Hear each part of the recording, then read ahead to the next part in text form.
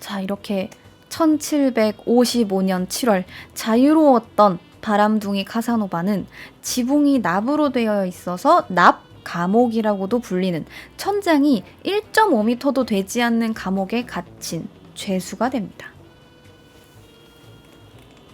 자, 근데 이 자유분방했던 카사노바가 마냥 갇혀있기만 할 위인이 아니에요. 탈출을 시도합니다. 그가 편지에 이렇게 썼어요. 간수에게 죄인을 감시할 의무가 있다면 죄인들에게는 자유를 갈망할 권리가 있다. 그래서 감옥의 수감 도중에 산책 시간이 있을 거 아니에요. 이 수감자들도 햇빛은 받아야 되니까요. 그래서 산책 시간 때 눈여겨봐두었던 버려진 철봉과 돌을 주워서 갖고 옵니다. 그래서 돌로 철봉 끝을 날카롭게 갈아요. 그래서 이 날카로운 철봉으로 침대 밑을 파기 시작해요. 바로 밑에는 사무실이었고 때문에 시간만 잘 맞춘다면 사람들이 없는 틈을 타서 탈출할 수 있는 거예요. 그래서 이 카사노바가 열심히 땅을 팝니다.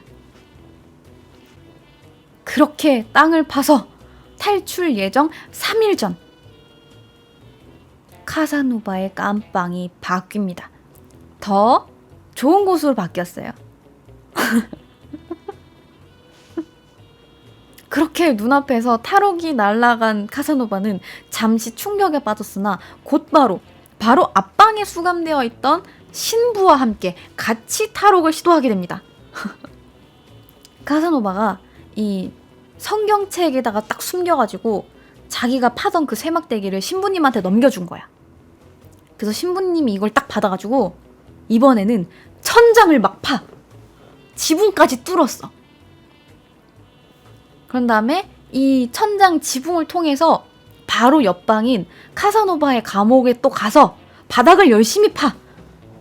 그래서 카사노바 깜빵의 천장을 뚫어줍니다. 그렇게 같이 지붕으로 탈출하게 된 이 둘은 기다려요.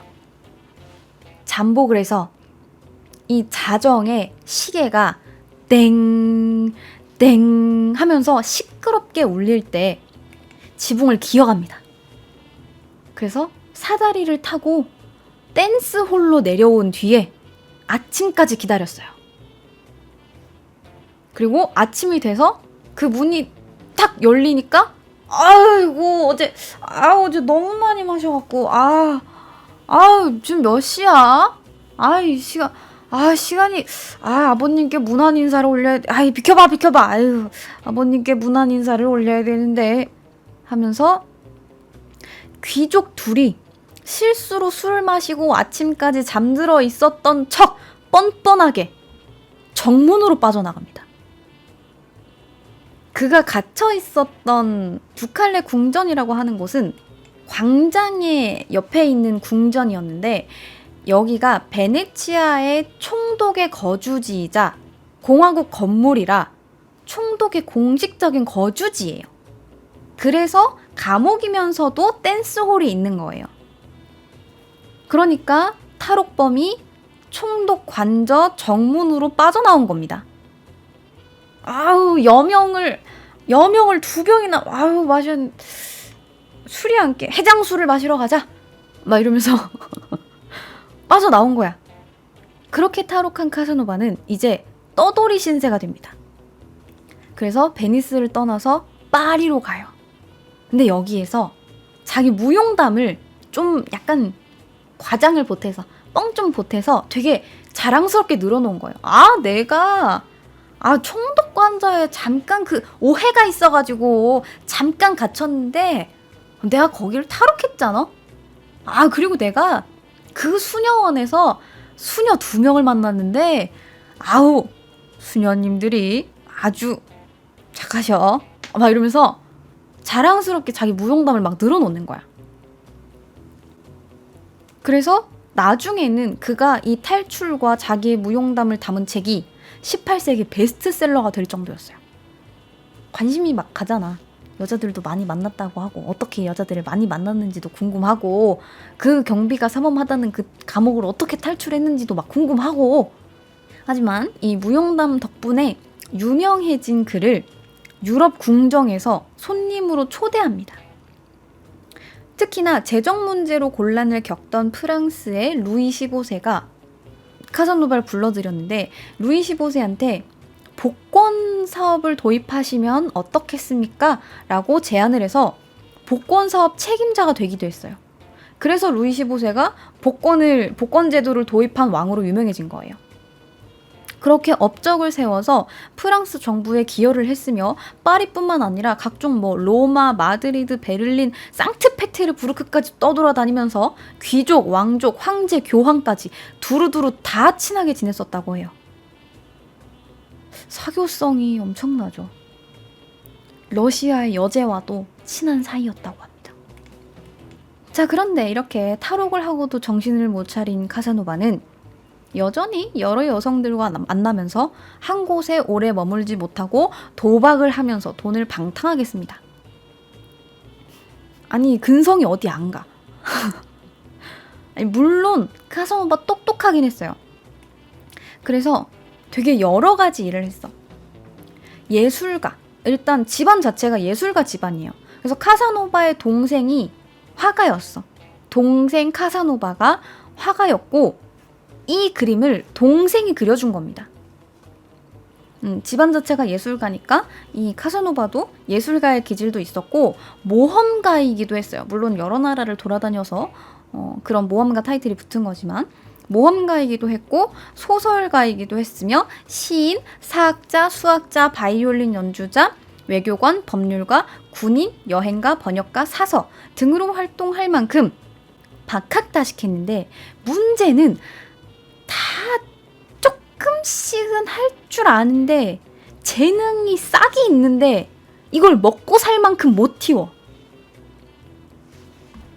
그냥 여기 조금 파고 저기 조금 파고 여기 조금 팠다가 에이 못하겠어 그러면서 여자 만나러 다닌 거야. 그래서 전문가가 될 수는 없었습니다.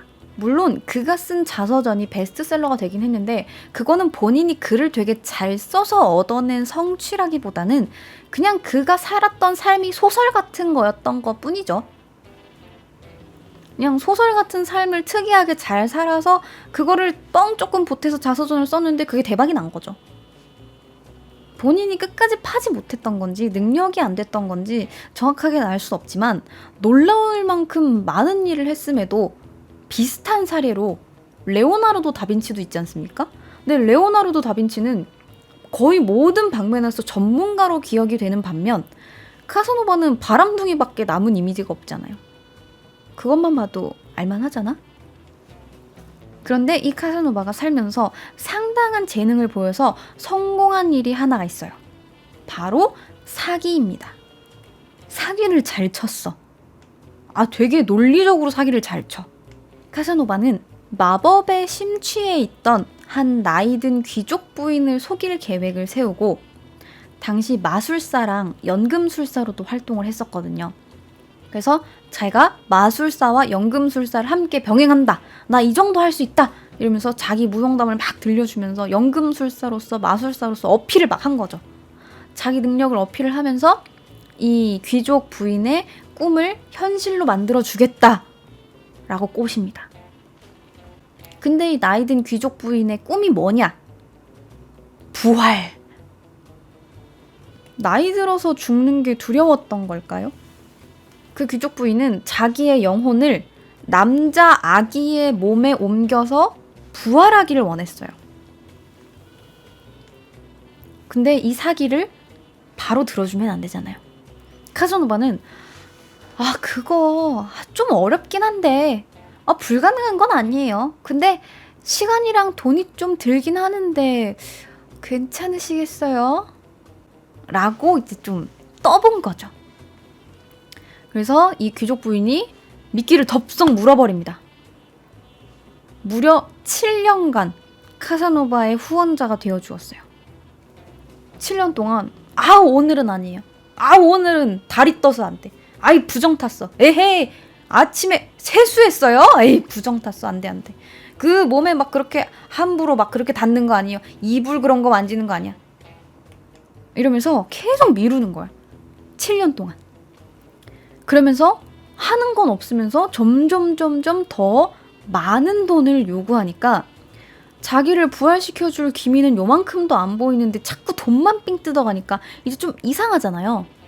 이 귀족 부인이 당장 마법을 시행하지 않으면 더 이상 후원해주지 않겠다 라면서 경고를 했고, 그러자 카사노바가 이제 때가 왔습니다. 오늘이에요. 바로 그날입니다.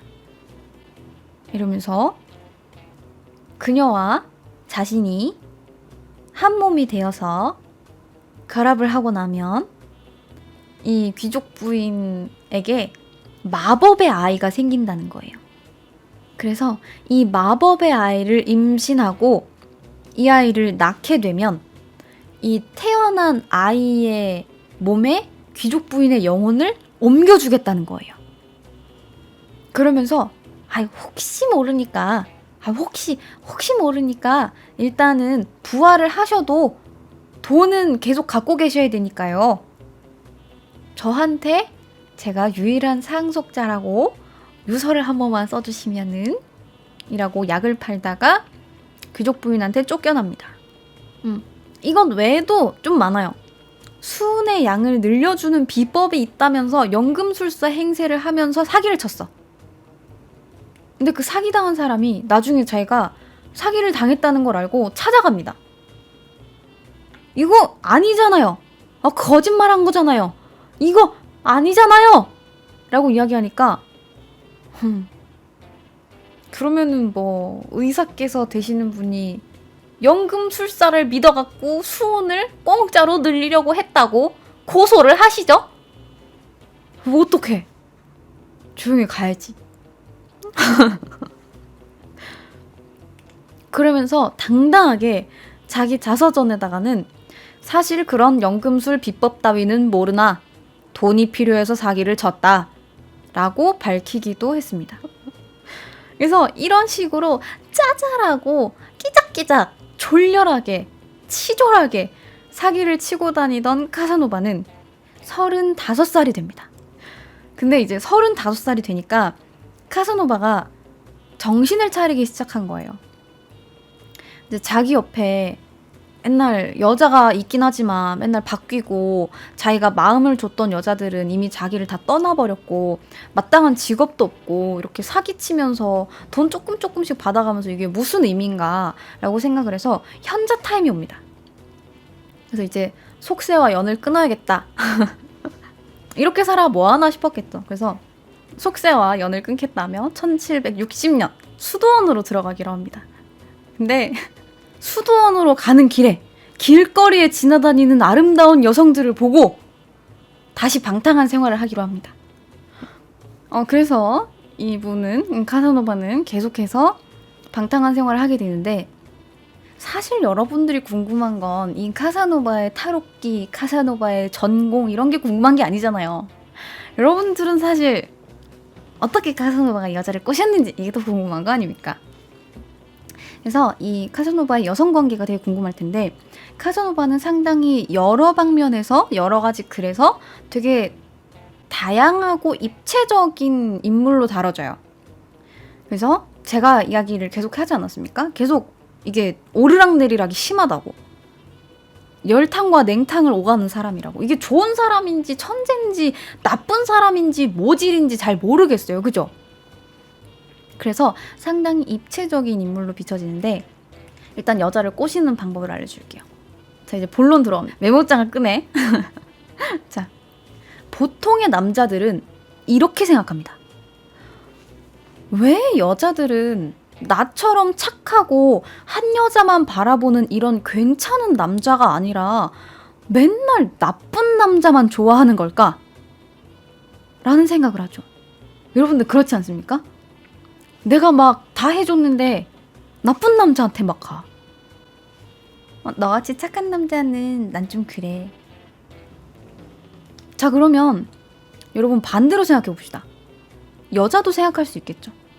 왜 남자들은 나처럼 착하고 한 남자만 바라보는 여자가 아니라 맨날 내숭이나 떠는 여우 같은 여자를 좋아할까? 라고 생각할 수 있겠죠.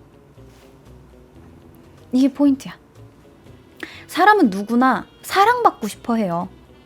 여러분들도 그렇고 나도 그렇고 사랑받기 싫은 사람은 없어요. 누구에게든지 사랑을 받고 싶어요. 그건 본능이니까. 그래서 누군가가 나를 좋아해주면 당연히 이 사람한테 미움받기 싫어서 혹은 사랑해주는 게 너무 고마워서 이 사람한테 친절하게 대해주게 됩니다. 근데 이 사람은 이제 착각하게 되죠.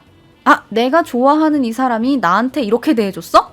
내가 컵에 물을 따라줬더니 이 물을 마셨어? 내가 컵에 물을 따라줬더니 갑자기 내 앞에 수저를 놔줬어? 날 좋아하네. 빼박이네 이거. 나 좋아하네. 아, 이 여자도 나한테 마음이 있었네. 라고 생각하게 됩니다. 이미 머릿속에서는 손자 계획까지 다 세워놨어. 그게 문제인 거야, 그게.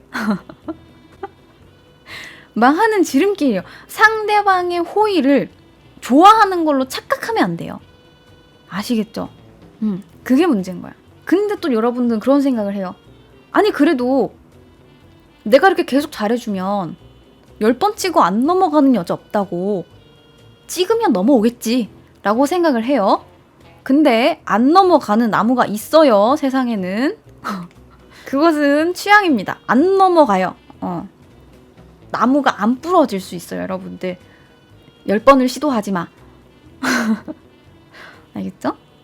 자, 어쨌든 다시 카사노바로 넘어가서, 카사노바는 회고록에 평생 122명의 여자와 연애를 했다. 122명의 여자를 만났다 라고 밝혔는데, 짧게 하룻밤 만난 여자와 남자는 더 많지 않았을까 싶어요.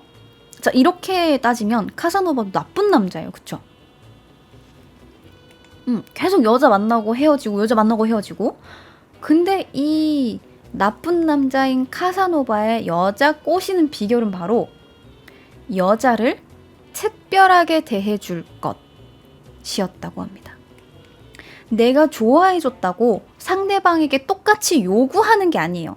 상대에게 무언가를 요구하는 게 아니라 상대가 필요한 부분을 채워주는 거예요. 하녀한테 정중하게 다가갑니다. 그래서 숙녀를 대하듯이 아껴줘요. 하녀는 그런 부분이 필요했거든요. 그리고 귀족 아가씨한테 가요. 그러면서 하룻밤 나랑 도망치지 않을래? 라고 합니다. 이 뭔가 일탈을 꿈꾸는 귀족 여성들의 니즈를 파악해서 채워주는 거예요. 오히려 더 막 나쁘게 돼. 뭐야? 이렇게 할 거야? 지금 물 안 따라주는 거야? 어디 여자가 감히? 막 이러면 나를 이렇게 막대한 남자는 네가 처음이야. 이러면서 이제 꽂히는 거지. 그게 그런 거야. 내 뺨을 때린 여자는 네가 처음이야가 뺨을 때리고 들어가란 얘기가 아니에요. 상대방이 필요한 부분을 채워주란 얘기야. 여러분들 잘못 들으면 안 돼. 이거를 네가 쌍싸대기를 날리고 시작하는 얘기가 아니에요. 아시겠죠? 잘못 들으면 안 돼요. 이게 안 먹혀요. 그럼 큰일 나요. 그리고 남편 때문에 외출도 제대로 할 수 없는 이 귀족 부인한테는 대화 상대가 되어줍니다. 그러면서 편지를 막 보내요. 내가 당신이 그리워요. 이러면서 그 연애 감정을 다시 되살려주는 거예요. 특히나 카사노바는 지적인 여성들을 되게 좋아했는데 지적인 여성들에게는 무언가를 질문해줍니다. 질문하고 답을 듣는 걸 좋아했대요. 그렇게 이 여성들에게 필요한 부분을 채워주었고 이렇게 짧게라도 만났다면 이후 자기가 만났던 이 여성에게 어울리는 좋은 남자를 소개시켜주면서 이 관계가 끝이 났다고 해요. 마지막이 좋죠. 그래서 이것 때문에 놀라워했던 당시 남자들은 이런 말을 만들어냈어요. 모든 여성이 카사노바에게 감사해야 한다. 그래서 이 카사노바가 했던 이야기 중에는 이런 말들이 있어요. 나는 세상의 모든 여인을 사랑했다. 모든 여인을 사랑하려고 했다. 사랑하고 싶었다. 그게 죄인가? 사랑이 죄가 된단 말인가? 랑 쾌락을 담당하는 감각들을 발전시키는 일은 늘 내 인생의 목표였다. 나는 여성들을 기쁘게 하기 위해 만들어졌음을 알기에 나는 늘 그에 알맞게 하기 위해서 나를 발전시킨다. 라면서 여성을 위해 태어났다고 자각한 나는 언제나 여성을 사랑할 뿐만 아니라 그 여성들로부터 사랑받고자 최선을 다했다. 라고. 그러니까 정말 여자들을 만나기 위해서 태어났다고 생각을 하는 것 같아요. 본인은 그렇게 생각을 했던 것 같아요. 그래서 이 카사노바를 만나고 다른 남자를 소개받았던 여자들 있죠. 이 여자들은 엄청나게 만족했대요. 카사노바한테 진짜 고마워했대요. 자, 근데 이렇게 보면 상당히 젠틀한 남자고 우리가 그동안 이 카사노바를 잘못 평가하고 있었던 건 아닐까라는 생각이 들어요. 그런데 이해가 안 될 만한 에피소드들도 꽤 있습니다. 어느 날 이 카사노바가 한 젊은 여성을 만나서 사랑에 빠졌어요. 첫눈에 그냥 뿅 하고 반한 거야. 레오닐다라는 여성이었는데 얼굴이 보면 볼수록 익숙한 듯 하면서도 처음 보는 듯한 얼굴인 거야. 뭔가 묘하게 닮은 점이 있는 것 같으면서도 달라. 그래서 여기 꽂힌 거죠. 독특한 매력이 있었어요. 그래서 이 여자랑 결혼해야겠다라고 생각을 했던 거예요. 그래서 이 여자의 집에 찾아가서 부모님을 뵙게 됩니다. 그런데 그 레오닐다의 어머니가 카사노바의 옛 애인이었던 거예요. 옛 애인이 이렇게 이야기합니다. 레오닐다, 네 딸이에요. 익숙한 이유가 있었어, 이게. 그래서 충격을 받은 카사노바는 결혼을 취소하고 이 모녀와 함께 잠자리에 들었다고 합니다. 결론이 계속 이상합니다. 되게 기승전하고 결이 없는 느낌이에요. 그래서 이 카사노바는 이러한 일을 막을 겸 말년에 매독과 임질 때문에 고생하는 것도 막을 겸 그는 콘돔을 사용했어요. 그래서 이 카사노바 하면 콘돔의 개량자, 최초의 콘돔을 사용한 사람이라고 기억이 되기도 하는데 개량 정도였던 것 같아요. 최초의 뭐까지는 아니고 그냥 개량. 린넨을 처음에 썼다고 해요. 효과가 있었을까요? 잘 모르겠네요. 그리고 늘 그가 이제 여성을 만나서 출동하기 전에 굴을 한 접시씩 먹은 걸로 유명합니다. 아시죠? 여러분, 굴이에요. 포인트 두 번째 포인트 나갑니다. 여러분, 굴이에요. 근데 굴을 그냥 조금 먹으면 안 돼. 굴을 한 번에 50개씩 먹어야 돼. 자, 이후 카사노바는 세상 경험이 많고 외국을 많이 여행한 데다 프랑스의 비밀 요원으로도 활약을 했으므로 비밀 첩보원으로 활용할 가치가 있다라고 판단한 베니스의 종교재판소가 그를 베니스로 귀환시켜준다는 조건으로 불러들여서 스파이가 됩니다. 스파이가 되기도 하면서 철학 비평서나 소설을 집필하기도 했어요. 근데 이 책들이 다 인기가 없어요.